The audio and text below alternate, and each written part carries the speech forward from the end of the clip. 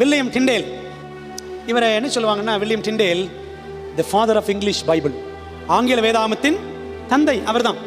அவருடைய வைராக்கியம் என்ன அப்படின்னா, இங்கிலாந்தில் ஒரு ஏர் ஓட்டும் சிறுவன் கூட வேதத்தை வாசிக்கும்படி செய்வேன்.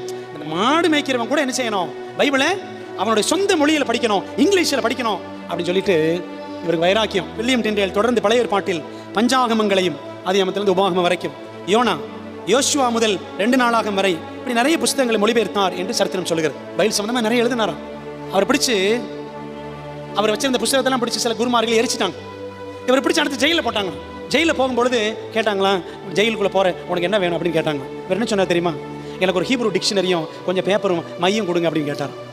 ஜெர்மனியின் அரசனான 5ஆம் சார்ல்ஸின் ஆணைப்படி பெல்ஜியத்தில் அக்டோபர் 6, 1536ஆம் வருஷத்தில் டிண்டேல் தனது 53ஆம் வயதில் அவரை கம்பத்திலே கட்டி வைத்து கழுத்தை நெரித்து அப்புறம் எரிச்சு கொலை பண்ணாங்க. எதுக்குங்க? பைபிளை டிரான்ஸ்லேட் பண்ணார். அதுக்காக அவர் சாகும் பொழுது, அவரை கொல்லும் பொழுது ஒரு ஜெபம் பண்ணார். என்ன ஜெபம் பண்ணார் தெரியுமா? கர்த்தாவே, இங்கிலாந்து அரசனின் கண்களை திறந்தருளும் அப்படின்னு ப்ரே பண்ணார். 1536 என்ன தெரியுமா, இது சரித்திரம். அவர் ஜெபம் பண்ணி 1611ஆம் வருஷம் 1611 அந்த வருஷத்துல தான் கிங் ஜேம்ஸ் என்ன பண்ணாரு, கிங் ஜேம்ஸ் பைபிளை கொண்டு வந்தார்.